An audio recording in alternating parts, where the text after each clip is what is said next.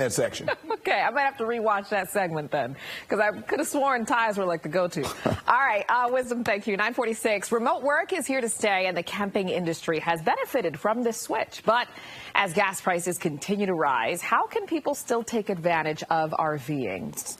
So we go live to transportation expert and RVing brand ambassador Mike Caudill, who lives in Harpers Ferry, West Virginia. And as you know, June kicks off the summer months of camping, and of course it's National Go RVing Day. So good morning to you. Good to see you.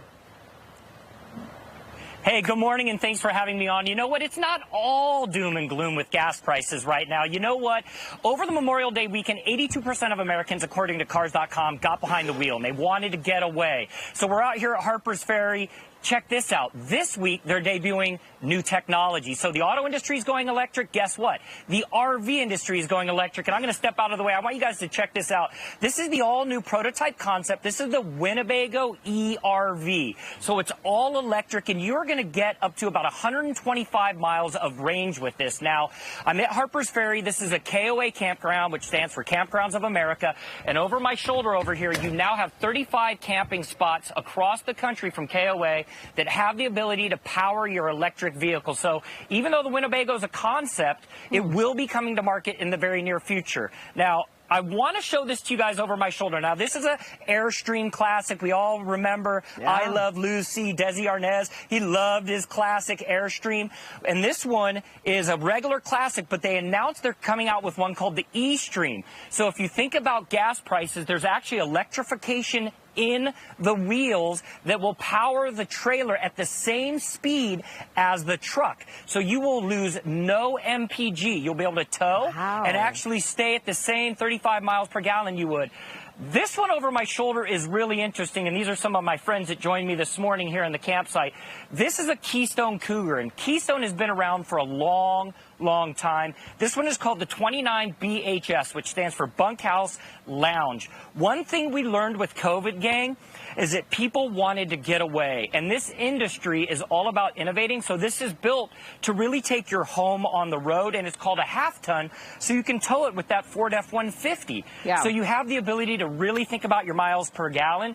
This industry, one thing we learned over COVID is that this industry is changing. People are getting younger as they buy these. It's becoming more diverse, and people just want to get away. So if you go to that GoRVing.com website, you're going to be able to learn about which one you want to travel in, how you want to do it, and more importantly, where you want to go. By the way, I heard from KOA this morning, people travel only about 150 miles to go to a campsite. So you can still have your cake and eat, have your cake and eat it too. There we go.